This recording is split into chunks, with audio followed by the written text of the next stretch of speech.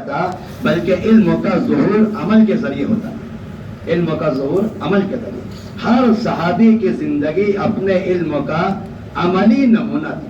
ہر صحابی کی زندگی اپنے علم کا عملی نمونہ تھی۔ جو بات ان کے زبان میں ہے وہ ان کی زندگی میں، جو ان کے مذاکرات میں ہے وہ ان کے معمولات میں ہے، جو ان کی معلومات میں ہے وہ ان کے معمولات میں ہے، جو ان کے بیانات میں ہے وہ ان کی زندگیوں میں ہے۔ ایک ایک صحابی کی زندگی پورے ملک کی ہدایت کا ذریعہ بنتی تھی۔ کیا وجہ ہے؟ ان کی زندگی اپنے علم کی عملی تفصیل تھی۔ حضرت علی یمن تشریف لے گئے، حضرت علی یمن تشریف لے گئے۔ لوگوں نے پوچھا کہ حضرت اللہ کے نبی کا وضو کیسا تھا؟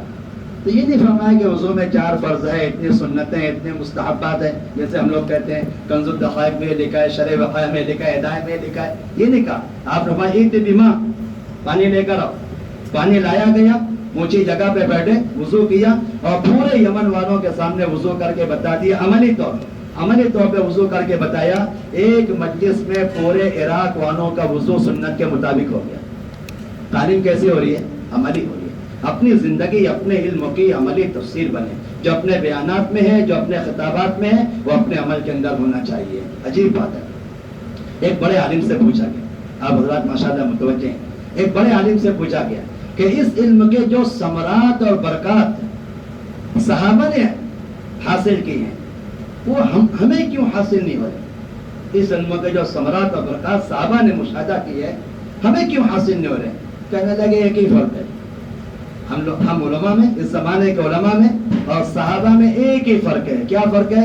کہنے لگے صحابہ اس علم کو بحوالے نفوس سمجھاتے تھے، ہم اس علم کو بحوالے نقوص سمجھاتے ہیں۔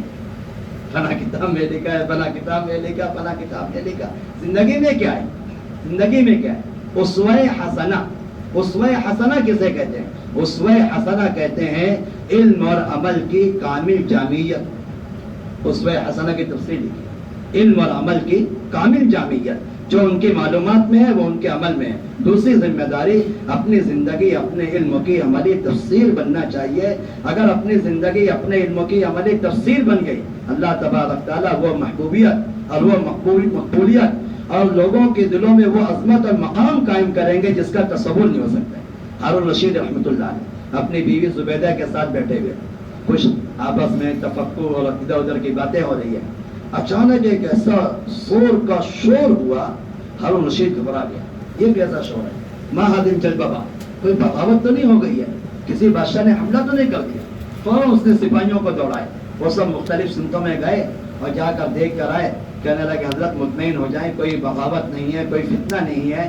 بات یہ ہے کہ ابن مبارک رحمۃ اللہ علیہ، عبداللہ ابن مبارک رحمۃ اللہ علیہ بغداد میں داخل ہو رہے ہیں اور لاکھوں طلبہ کا ہجوم آپ کے پیچھے چل رہا ہے اور آپ کو چھینک آ گئی۔ تو آپ نے کہا الحمدللہ۔ اس پر لاکھوں طلبہ نے جن کو آواز پہنچی ان سب نے کہا یرحمک اللہ، اس کا شور ہے۔ آپ گھبرائیے مت، آپ گھبرائیے مت۔ تو زبیدہ کہنے لگی اپنے شوہر ہارون سے کہ ہارون، کیا تم لوگوں کی حکومت اور بادشاہت ہے؟ لوگ تمہارے پیچھے، لوگ تمہارے سامنے تمہاری تعریف کرتے ہیں اور پیٹھ پیچھے تمہاری برائی اور غیبت کرتے ہیں۔ بادشاہت ان علماء کی ہوتی ہے جن کی ایک چھینک پر لاکھوں لوگ رحمت کی دعا بھیجنے والے ہیں۔ علم اور عمل کے اندر جامعیت ہے، اللہ تعالیٰ ایسی مقبولیت اور محبوبیت قائم کرتے ہیں۔ دوسری ذمہ داری، تیسری ذمہ داری بہت اہم ہے، اپنے علم کو بذات خود امت تک پہنچانا۔ اپنا علم پوری امت کی امانت ہے، پوری امت کی امانت ہمارے پاس ہے۔ یہ علم بذات خود امت تک پہنچے۔ نبی کریم صلی اللہ علیہ وسلم نے علماء صحابہ کو، قراء صحابہ کو، فقہاء صحابہ کو، محدثین صحابہ کو آپ نے مستقل نقل حرکت میں رکھا تھا۔ آپ سب اہل علم ہیں، ایک بات میں آپ سے عرض کرتا ہوں، قرآن شریف کی تمام آیتوں میں غور کرنا، ذخیرہ حدیث میں غور کرنا۔ آپ لوگ کہیں بھی آپ علم اور علماء کی مثال جامد چیزوں سے نہیں پاؤ گے۔ جامد چیزوں سے، علماء پہاڑ کی طرح ہے، علماء چٹان کی طرح ہے، علماء کنویں کی طرح ہے۔ یہ کنویں سے جو مثال دی جاتی ہے نا، یہ تو فرضی مثال ہے، اختراعی مثال ہے۔ بلکہ میں آپ سے آگے عرض کروں، کنویں کے ذریعے علوم نبوت کو سمجھانا یہ علوم نبوت کی تمثیل نہیں ہے، یہ علوم نبوت کی توہین ہے۔ کنویں میں تو بہت پستی ہوتی ہے، بلکہ آپ دیکھ لو کنواں جتنا زیادہ پست ہوتا ہے اس کا نفع اتنا زیادہ ہوتا ہے۔ کنویں میں بہت پستی ہوتی ہے اور علم تو بہت رفعت کا ذریعہ ہے۔ یرفع اللہ الذین آمنوا منکم، علم تو بہت رفعت کا ذریعہ ہے. آپ ذخیرہ حدیث میں غور کرنا، حضرت نبی کریم صلی اللہ تعالی علیہ وسلم نے علم اور علماء کو متحرک چیزوں سے تشبیہ دی. مثلی ومثل ما بعثنی اللہ من الہدى والعلم کمثل غیث للکثیر، پانی سے بھرا ہوا بادل، رفعت ہے پستی نہیں ہے، طلب ہے استغنا نہیں ہے. بنجر زمینوں کو تلاش کرتے ہیں، بنجر زمینوں کو تلاش کرتے ہیں، طلب ہے استغنا نہیں ہے، خود جا کر برستا ہے، بنجر زمینوں کو اپنے پاس نہیں بلاتا. اولم یروا انا نسوق الماء للارض الجرز، اللہ تبارک تعالیٰ پانی کو ہانک کے لے جاتے ہیں بنجر زمینوں کی طرف. جی ہاں، طلب ہے استغنا نہیں ہے، خود جا کر برستا ہے، بنجر زمینوں کو اپنے پاس نہیں بلاتا. نقل حرکت ہے، جمود نہیں ہے. اور اگلی بات عرض کروں، اپنے اس فیضان پر زمین سے کسی قسم کا کوئی معاوضہ بھی طلب نہیں کرتا. کیسی زبردست صلاحیت زمین سے نکلتی ہے، بارش کے پانی کی وجہ سے اس پر کوئی معاوضہ بھی نہیں لیتا ہے. نبی کریم صلی اللہ علیہ وسلم نے علماء صحابہ کو نقل حرکت میں رکھا. اس زمانے کے اندر جو جہل اور ارتداد ختم ہوا ہے، اس کی بڑی وجہ کیا ہے؟ علماء نقل حرکت میں. آپ علیہ الصلوۃ والسلام نے علماء صحابہ، قراء صحابہ، فقہاء صحابہ کو آپ نے نقل حرکت میں رکھا. مسند احمد کی روایت ہے، یمن والے نبی کریم صلی اللہ علیہ وسلم کے پاس ہے، آ کر کہنے لگے ابعث الینا رجلا یفقہنا فی الدین ویعلمنا السنن ویحکم فینا بکتاب اللہ. ایسا عالم ہمارے پاس بھیجے جو فقیہ ہو، ہمارے اندر دین کی سمجھ پیدا کر، معلم ہو، ہمیں سنتوں کی تعلیم دے، اور بڑا قاضی ہونا چاہیے، ہمارے درمیان کے معاملات میں فیصلہ کرے. آپ نے علی کو بلایا کہ ان طریق یہ عالم، اے علی تم جاؤ. یہ نہیں فرمایا کہ ہمارے پاس آؤ، یمن والوں سے یہ نہیں کہا کہ یہاں علمی ماحول ہے آپ یہاں پر آؤ، بلکہ آپ نے سب سے بڑے قاضی کیا ہے؟ اقضاہم علی، سب سے بڑے قاضی. آپ نے کہا ان طریق یہ عالم، اے علی تم جاؤ. حضرت علی یمن والوں کے حالات جانتے تھے، کہنے لگے یا رسول اللہ ان اہل الیمن قوم خصم یاتون من القضایا ما لیس لی علم. یہ بڑی جھگڑالو اور چھکی قوم ہے، ایسے جھگڑے میرے پاس لے کر آئیں گے کہ مجھے اس کا علم بھی نہیں ہوگا. تو آپ نے یہ نہیں فرمایا کہ یہ کتاب القضاء اپنے پاس رکھو، رات میں مطالعہ کرنا، دن میں فیصلہ کرنا. یہ نہیں فرمایا آپ نے. ارے سنو تو صحیح، آپ سب اہل علم ہیں اس لیے بات عرض کر رہا ہوں میں. یہ نہیں فرمایا کہ اللہ جبریل علیہ الصلوۃ والسلام کو ہر وقت ساتھ میں کر دے، حضرت علی کی رہبری فرمائیں گے اور پھر یہ محاکمہ اور فیصلہ کریں گے. آپ نے فرمایا انطلق، جتنا علم ہے آپ اس کو لے کر چلو، اسی علم کی تبلیغ کرو، اسی علم کی تعلیم کرو، اسی علم کو امت تک سکھاؤ، امت کا جہل دور کرو. جب آپ چلنے کے لیے تیار ہو گئے، اب کہا اللہم ثبت قلبہ وسدد لسانہ. اے اللہ بس یہ ایک شرح دے دی، یہ ایک کتاب دے دی، اللہم ثبت قلبہ وسدد لسانہ. اے اللہ ان کے دل میں ثبات پیدا فرما دے اور ان کی زبان میں صداقت پیدا فرما دے. یہ فرمایا. علی فرماتے ہیں میرے پاس جتنا علم تھا، میں یمن پہنچا میں اور ان کو سکھانے کا پڑھانے کا اہتمام شروع کیا میں نے. اللہ نے ایسا علم مجھ پر کھولا، فرماتے ہیں فما شکبت فی قضاء بین اثنین حتی الساعة، موت تک مجھے دو آدمیوں کے درمیان فیصلہ کرنے میں کبھی شک نہیں ہوا. میں آپ سے پوچھتا ہوں حضرت علی کو جو علم ملا تھا یہ کون سے کتب خانے کے مطالعے سے ملا تھا؟ کون سے کتاب القضاء کے مطالعے سے ملا تھا؟ جتنا علم اپنے پاس تھا اس علم کی تعلیم اور تبلیغ میں لگے تھے. اللہ نے ایسا علم کھولا. تیسری ذمہ داری اپنا علم بذات خود امت تک پہنچانے کی ہے. مولانا اشرف علی تھانوی رحمۃ اللہ علیہ سے خطبات حکیم الامت جلد اول ایک مدرسے کے محترم صاحب نے سوال کیا کہ حضرت علماء کے ذمے اپنے علم کی دعوت اور تبلیغ بذات خود اپنی ذات سے علم پہنچانا، جیسے نماز اپنی ذات سے پڑھنے کا عمل ہے. کوئی مشین کوئی آلہ نماز میں ہماری نماز کا بدل کیوں بھائی بتاؤ نا، کہ جب بھائی بہت ترقی کر رہی ہے دنیا، بہت ترقی کر رہی ہے، اگر کوئی ایسی مشین بنا دی جاوے جو بالکل ایک مصلی کی طرح رکوع سجدہ قاعدہ سب کر لے بے، بلکہ آگے چل کے اس میں سے قرات کی تسبیح کی آواز بھی آنے لگے، تو 2 رکعت نماز کا بدل تو ہو جائے گا؟ نہیں ہو. اچھا اب حضرات کا فتویٰ یہی ہے، اچھی باتیں بتائیے. جب 2 رکعت نماز کا بدل نہیں ہو سکتا ہے، کیا وجہ ہے؟ عبادت مسلمان کا بدن کا عمل ہے، کوئی مشین اس کا بدن نہیں ہو سکتی ہے. علم کی تبلیغ کرنا علماء کے بدن کا عمل ہے. علماء بذات خود اپنے علم کی تبلیغ کریں. تو مولانا اشرف علی تھانوی رحمہ سے ایک عالم نے پوچھا کہ حضرت علماء کے ذمے اپنے علم کی تبلیغ کرنا، اس کا فقہی اور شرعی درجہ کیا ہے؟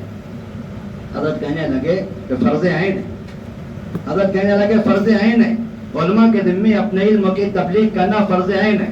تو مدرسے کے محتین صاحب بڑے عالم تھے، کہنے لگے یا شیخ میں نے استنبط هذه المسئلہ، کہاں سے مسئلہ مستنبط کیا؟ ہم نے بھی قرآن حدیث پڑھا ہے، ہم نے تو کہیں پڑھا نہیں ہے مسئلہ۔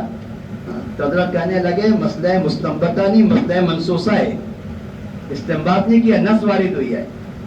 دلالت النص کی بات نہیں کر رہا ہوں، اشارت النص کی بات نہیں کر رہا ہوں، اقتضاء النص کی بات نہیں کر رہا ہوں، عبارت النص کی بات ہے، ماسق الکلام لیجری، اسی بات کو بیان کرنے کے لیے عبارت لائی گئی ہے۔ کہنے لگے حضرت کون سی نص ہے؟ کہنے لگے یا ایھا الرسول بلغ ما انزل الیک من ربک، ما انزل الیک یہ علم ہے، اور نبی کا حکم ہے بلغ، آپ بتاتے خود تبلیغ کیجئے۔ اور نبی کون ہے؟ سید الانبیاء ہے، امام العلماء ہے۔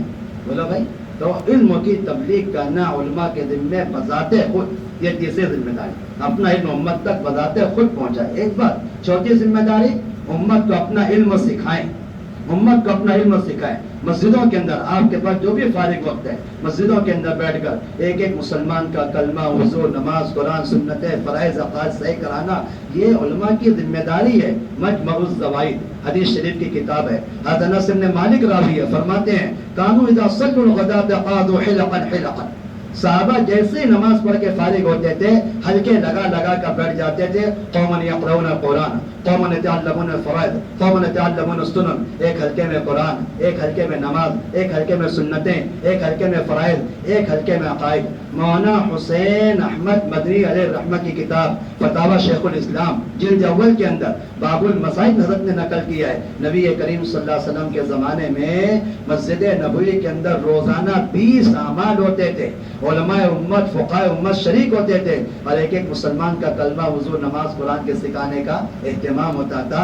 تعلیم علماء کی ذمہ داری ہے۔ حضرت ابو درداء کی حدیث ہے، حیات الصحابہ کی روایت ہے، فرماتے میں دمشق کی جامع مسجد میں پہنچا، نماز کا وقت نہیں تھا، عیدین کا وقت نہیں تھا، عیدین کا دن نہیں ہے، جمعہ کا دن نہیں ہے، نماز کے درمیان کا جو وقت ہو جس میں فارغ وقت ہوتا ہے، لوگ مسجدوں کے اندر بیٹھ کر دین کو سیکھنے سکھانے کا اہتمام کر رہے ہیں، علماء امت موجود تھے، دین سکھایا جا رہا ہے۔ میں نے ان کو شمار کرایا تو ایک مسجد میں 1800 افراد، 1600 افراد ایک مسجد کے اندر موجود تھے، دین کو سکھانے کا۔ تصدیق پہلی ذمہ داری، تطبیق دوسری ذمہ داری، تبلیغ تیسری ذمہ داری، تعلیم چوتھی ذمہ داری، اور تعمیل پانچویں ذمہ داری۔ امت کو اپنے علم کا عامل بنانا، یہ ہم سب کی ذمہ داری۔ اس زمانے سے لے کے الحمدللہ علماء صحابہ، فقہاء صحابہ، قراء صحابہ نقل حرکت میں تھے، اپنا فارغ کو مسجد میں دے رہے تھے، سیکھنے سکھانے کا اہتمام ہو رہا تھا، اور اپنے علموں کو لے کے اللہ کے راستے میں چل پھر رہے تھے۔ نتیجہ کیا تھا؟ مسجد کے اطراف میں رہنے والا کوئی مسلمان اللہ کی ذات سے غافل نہیں تھا، اپنی زندگی کے دین سے جاہل نہیں تھا۔ کیا گھر کے بالکل اندر رہنے والی کنواری لڑکی، اس کو اللہ کا استحضار ہے، اللہ مجھے دیکھ رہا ہے اور اپنا دین اس کو یاد ہے، مجھے دودھ میں پانی نہیں ملانا چاہیے؟ اور کیا بالکل عام ماحول میں جنگل کے اندر بکری چرانے والا چرواہا عبداللہ ابن عمر نے پوچھا کہ ایک بکری مجھے دے دے، کہ بکری میرے پاس امانت ہے، ملکیت نہیں ہے۔ کہنے لگے ہم تجھے پیسہ دیں گے اور بکری ذبح کر کے گوشت دیں گے، اور مالک ناراض ہو جائے تو اس سے بچنے کا طریقہ بتائیں گے کیا؟ کہ کہہ دینا کہ بھیڑیا کھا گیا، تو اس نے کہا فَإِنَّ اللَّهَ، اللہ کہاں چلے گئے؟ اللہ کا استحضار ہے اور اپنی زندگی کے دین پہ عمل ہے۔ کیا وجہ ہے؟ علماء صحابہ نقل حرکت پہ تھے۔ الحمدللہ اگر ہمارے اس زمانے کے علماء بالکل صحابہ کے طرز پر نقل حرکت پر آ جائیں تو اللہ تبارک تعالیٰ، ایک بات تو یہ ہے کہ اللہ تعالیٰ دوسروں سے زیادہ علم ہمیں عطا فرمائے۔ آپ مجھے بتاؤ، کوئی مالدار اپنے مال کو لے کر فقراء پر، غرباء پر، مستحقین پہ خرچ کرے، اس کے مال میں اضافہ ہوتا ہے کہ بولو بھائی، کتنا زبردست اضافہ ہوتا ہے؟ اضافہ بھی ہوتا ہے، حفاظت بھی ہوتی ہے۔ مال کو مستحقین پہ خرچ کرنا اضافے اور حفاظت کا سبب ہے، حالانکہ مال عند اللہ مقبوض ہے، مال اس امت کا فتنہ ہے۔ تو علم تو اللہ تبارک تعالیٰ کے محبوب ہے۔ جب اس علم کو لے کر امت گموں میں چلیں گے پھریں گے اور امت کو علم سکھانے کا اہتمام فرمائیں گے، اللہ تعالیٰ ہمارے علم میں کتنی گہرائی اور گہرائی اور کتنے اضافہ فرمائیں گے۔ اللہ تعالیٰ نے علماء کے نفر کو علماء کے تفقہ فی الدین کا سبب بتایا۔ وَلَوْلَا نَفَرَ مِن كُلِّ فِرْقَةٍ طَائِفَةٌ لِيَتَفَقَّهُوا فِي الدِّينِ، ذرا بتائیے تو تفقہ لازم ہے کہ متعدی ہے؟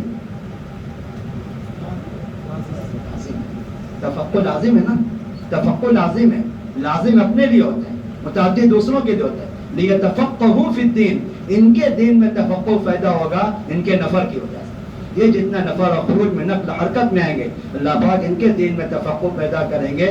دو طالب علم، ایک کالج سے فارغ ہوئے، ایک ہی قسم کے اساتذہ کے پاس پڑھا ہے، ایک ہی نصاب ان لوگوں نے حاصل کیا ہے، ایک طالب علم دن رات کتب خانے میں بیٹھ جائے، یہ کتاب یہ کتاب یہ کتاب یہ کتاب، ڈاکٹر ہے وہ ڈاکٹر، دونوں نے طب حاصل کیے، دونوں ڈاکٹر ہے، ایک کالج سے فارغ ہے، ایک ہی اساتذہ کے پاس پڑھا ہے، ایک ہی کورس حاصل کیا ہے، ایک دن رات کتب خانے کے اندر بیٹھا، میں آپ سے پوچھ رہا ہوں میں، اور ایک ڈاکٹر دن رات مریضوں کے درمیان، یہ مرض یہ دوا، یہ بیماری یہ علاج، یہ تکلیف یہ دوا۔ آج 1 سال کا زمانہ گزر جائے، آپ دل پہ ہاتھ رکھ کے بتاؤ، 1 سال کے بعد اس ڈاکٹر کو جو دن رات مریضوں کے درمیان ہے، اس پر جتنا فن منکشف ہوگا، اس کو اپنی دواؤں کا جتنا استحضار ہوگا، اور اس کو اپنی دوائیں جتنی یاد ہوگی، اور اس پر جتنا اپنا فن کھلے گا، اس ڈاکٹر کو ہو سکتا ہے جو دن رات مطالعے کے اندر لگا۔ اس کا یہ مطلب نہیں کہ مطالعہ نہیں کرنا چاہیے، بتایا ہی جا رہا ہے کہ علماء جتنا نقل حرکت میں آئیں گے، اللہ تعالیٰ اتنا علم کا اضافہ فرمائیں گے۔ بس آخر کی بات، کبھی یہ مت سمجھنا مقاصد نبوت جو ہے ایک دوسرے کے لیے مضر اور ایک دوسرے کے لیے مصیبت زدہ ہیں، کبھی نہ سمجھنا۔ کیوں ایسا؟ دعوت مقصد نبوت میں سے، تعلیم نبوت مقصد نبوت میں سے، نقل حرکت مقصد نبوت میں سے، عبادت مقصد نبوت میں سے۔ اگر کسی طالب علم کوئی عالم یہ سوچے کہ اگر میں نقل حرکت میں آ گیا تو میری استعداد خراب ہو جائے گی، میرے علم میں صلاحیت ضائع ہو جائے گی، یہ بالکل ایسا ہے جیسے کوئی مسلمان آپ سے مسئلہ پوچھے کہ حضرت میرے رکوع کی وجہ سے میرا سجدہ ناقص ہو گیا، میرا رکوع سے میرا سجدہ ناقص ہو گیا، اور میرے قیام سے میرا رکوع ناقص ہو گیا، ہو سکتا ہے؟ بتاؤ نا۔ ایک عبادت کے جتنے ارکان ہوتے ہیں ایک دوسرے کے معین ہوتے ہیں، ایک دوسرے کے لیے نافع ہوتے ہیں، ایک دوسرے کے حق میں مضر اور نقصان دہ نہیں ہوتے ہیں۔ جتنے مقاصد نبوت ہوتے ہیں وہ سب ایک دوسرے کے لیے معین اور نافع ہوتے ہیں، ایک دوسرے کے مضر اور نقصان دہ نہیں ہوتے ہیں۔ ہم سب اپنے علم کو لے کے نقل حرکت میں آئیں گے، اللہ کا فضل ہے ماشاءاللہ۔ اس ادارے کی بنیاد ہی حضرت نے فرمایا دعوت تبلیغ پر ہے، اس ادارے کی بنیاد ہی دعوت تبلیغ پر ہے۔ حضرت نے فرمایا ہمارا تو نصاب میں داخل ہے، ہمارے یہاں تو نظام میں داخل ہے، طلبہ اللہ کے راستے وقت لگائیں۔ آپ سب ماشاءاللہ اپنے علموں کو لے کر امت کو منہ میں چلیں گے پھریں گے۔ ایک بات تو یہ ہے اپنے علم کی قدر پیدا ہو۔ بس آخری بات میں عرض کروں، آپ مجھے بتاؤ تو صحیح، کسی بھی چیز کی قدر اس کے موافق ماحول میں نہیں ہوتی، کسی بھی چیز کی قدر اس کے مخالف ماحول میں ہوتی ہے۔ آپ مجھے بتاؤ صحت کی قدر کون کرے گا؟ جس نے بیماری جھیلی ہوگی۔ مال کی قدر کون کرے گا؟ جس نے فقر دیکھا ہوگا۔ روشنی کی قدر کون کرے گا؟ جس نے تاریخی دیکھی ہوگی۔ ہم لوگ ملاوی کے اندر تھے، سینٹرل افریقہ کے اندر، تو 1.5 مہینہ ایسے علاقے میں کام کیا جہاں لائٹ وغیرہ نہیں تھا، ٹھیک ہے جی۔ 1.5 مہینے کے بعد ایک مسجد ملی جس میں ایک لائٹ تھا، ایک لائٹ جلا ہوا، تو کچھ دیر تک اس کو دیکھتے رہے ہم لوگ۔ اچھا روشنی ایسی ہوتی ہے، 1.5 مہینہ دیکھے نا روشنی، ایسی عجیب بات ہے، اس کو روشنی کہتے ہیں۔ حضرت عمر بن خطاب فرماتے تھے اسلام کی قدر وہ کرے گا جس نے زمانے جاہلیت دیکھا ہو، وہ اسلامی قدر کرے گا۔ اپنے علموں کو لے کر جتنا امت کو منہ میں چلیں گے پھریں گے، ایسی جہالت ایسی ارتداد ہے، میں آپ کو کیا بتاؤں۔ افریقہ کے ممالک چھوڑ دو، آپ آئیے مکہ مدینہ کے اطراف، آپ آئیے خلیجی ممالک میں۔ ابھی ہماری ایک جماعت مکہ کے اطراف میں 20-25 کلومیٹر کے دیہات میں کام کر کے واپس آئی ہے، ماں مستورات 2 مہینے کی جماعت تھی، تقریباً 20 دیہاتوں کے اندر کام کیا۔ صبح سے لے کے شام تک جو مستورات، عربی مستورات ملاقات کے لیے آتی کہ بہترین عربی بولنے والی ایک کو بھی سورہ فاتحہ آتی ہے۔ عہد ثقفی طائف کے بہت بڑے ذمہ دار ہے، حکومت کے بڑے آفیسر ہے، 3 دن کی جماعت لے کر مدینہ منورہ کے اطراف میں تشریف لے گئے۔ 25 کلومیٹر کے فاصلے میں جو دیہات تھا، ساتھیوں کو جمع کرنے میں دیر لگی۔ وہاں جب پہنچے نماز کا وقت تو بالکل تنگ ہو رہا تھا، جلدی سے وضو کیا، نماز پڑھ کے فارغ ہوئے تو سمت قبلہ سمجھ میں نہیں آ رہا، تو مقامی لوگوں سے پوچھا ما یجیت القبلہ نحن نصلی، نماز پڑھنا سمت قبلہ کیا؟ کہنے لگے واللہ ما ندری ما القبلہ، ایش قبلہ، قبلہ کیا چیز ہے؟ ایش قبلہ۔ اور ثقفی کہنے لگے میں حیران ہو گیا کہ جب ان کو قبلے کے علم نہیں تو ان کی زندگی میں نماز کیا ہوگی؟ آپ اندازہ لگائیں اس وقت کی جہالت یہ مکہ مدینہ کے اطراف میں، افریقی ممالک میں چلے جائیں جہاں 1-1 کروڑ 50-50 لاکھ 30-30 لاکھ مسلمانوں کی، مولانا جزائے خیر عطا فرمائے، مولانا کے صوبے کے ایک علاقہ نوادہ، مولوی فرحان نوادہ صوبہ بہار کے بڑے علماء میں ذمہ داروں میں، کہنے لگے افریقہ کے ایک ملک ہے نائجر، तकरीबन 2 करोड़ मुसलमानों की आबादी है। हमने बड़ा वक्त उस मुल्क में लगाया है, इब्तिदा से लेकर इंतहा तक चले गए, पूरे मुल्क में एक भी मदरसा नहीं है। 2 करोड़ मुसलमानों की आबादी। अभी बॉम्बे वालों का इज्तिमा चल रहे हैं मदनी के अंदर, एक साथी भी वक्त लगाकर अल्मानिया से वक्त लगाकर वापस आए हैं।